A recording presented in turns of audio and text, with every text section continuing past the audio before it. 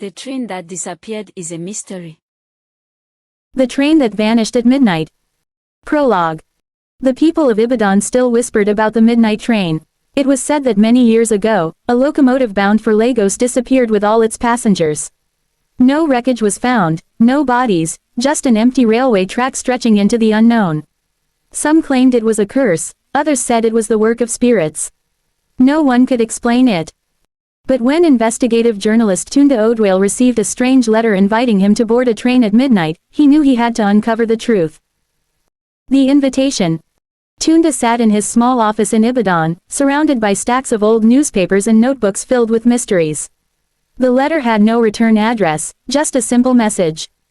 If you seek the truth about the train that vanished, come to the Ibadan railway station tonight at midnight. A ticket awaits you, but be warned, once you board, there is no turning back. Tunde's heartbeat quickened. He had always been drawn to the unknown, and this was a mystery begging to be solved. Armed with his camera, notepad, and a recorder, he left for the station under the moonlit sky. The train arrives. Ibadan railway station was nearly deserted. A single, flickering streetlight cast eerie shadows across the platform.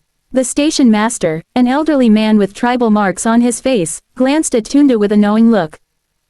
"You should not be here, young man," he muttered, shaking his head.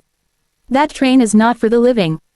Before Tunde could respond, a shrill whistle echoed in the distance. A gust of cold wind rushed past, and out of the darkness, a train emerged. It was an old steam locomotive, its black metal gleaming under the dim lights. But there was something strange about it. It looked exactly like the trains from decades ago, untouched by time. A uniformed conductor stepped out.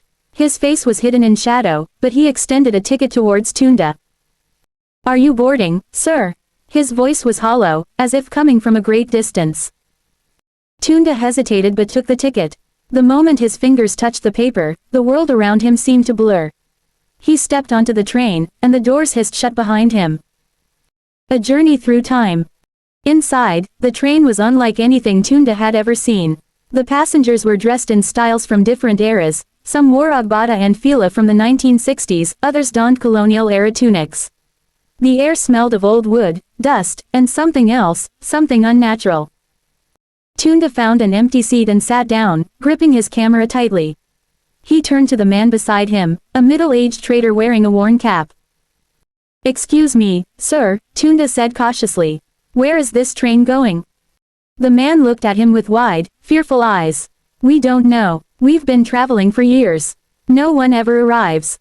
Tunde's blood ran cold. He glanced at the other